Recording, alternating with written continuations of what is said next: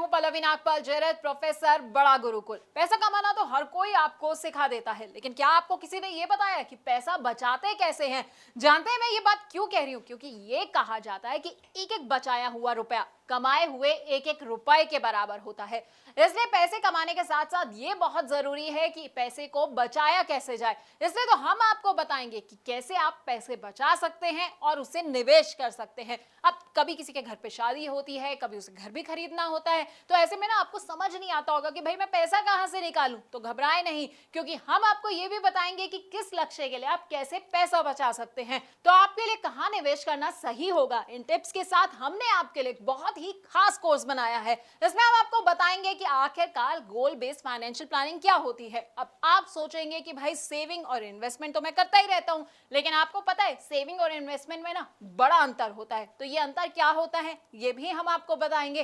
Portfolio management क्या होता है और कैसे आप गोल बेस्ड अपना पोर्टफोलियो बना सकते हैं, ये हम आपको समझाने वाले हैं। अब कई तरह के ना सिनेरियोज होते हैं, जैसे कि लोग क्या करते हैं, थोड़ा थोड़ा पैसा जो है वो हर महीने की सैलरी से निकालते हैं और उसे निवेश कर देते हैं। तो कई लोग क्या करते हैं कि बोनस मिला और सारा का सारा पैसा निवेश कर दिया। तो कौन सा सिनेरियो किसके लिए सही रहता है ये हम आपको बताएंगे। अपने कोर्स में हम आपको म्यूचुअल फंड्स के बारे में भी बताएंगे। और अगर आपके कुछ शॉर्ट टर्म गोल्स हैं, जैसे कि आप सोच रहे हैं कि भाई 6 महीने के बाद जो है ना मैं एक स्कूटर खरीद लेता हूं, या मैं सोच रहा हूं कि 6 महीने के बाद जो है बच्चों को घुमाने ले जाऊं, तो ऐसे गोल्स के लिए पैसा कैसे आपको इकट्ठा करना है ये हम आपको बताएंगे। अब कई आपके गोल्स ऐसे होंगे जो मीडियम टर्म होंगे, यानी कि आप सोच रहे होंगे कि भाई एक फॉरेन में अच्छी सी वेकेशन प्लान कर ली जाए, या फिर मेरे बच्चे की पढ़ाई जो है ना खत्म होने वाली है, अब उसकी हायर एजुकेशन की बारी आने वाली है, तो भाई मुझे उसके लिए पैसा कैसे इकट्ठा करना है, तो वो हम आपको बताएंगे। कौन कौन से म्यूचुअल फंड्स जो आप ऐसे में चुन सकते हैं, हाइब्रिड फंड्स ले सकते हैं, बैलेंस एडवांटेज फंड ले सकते हैं।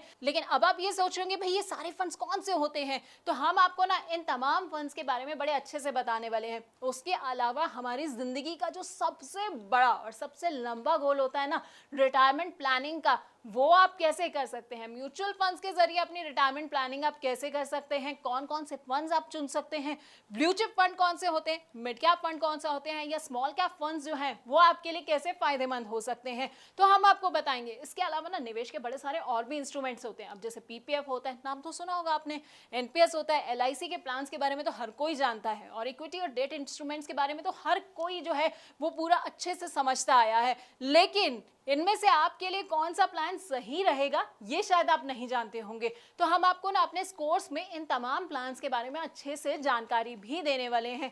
और अगर आप रिटायर हो चुके हैं और आप सोच रहे हैं कि भाई मुझे तो बड़ा सारा रिटायरमेंट के बाद जो है ना पैसा मिल गया है, अब इसे मैं कहां पर निवेश करूं, तो बस आपको टेंशन नहीं लेनी है, क्योंकि हम आपको ये भी बताएंगे कि रिटायरमेंट के बाद आप कहां निवेश कर सकते हैं।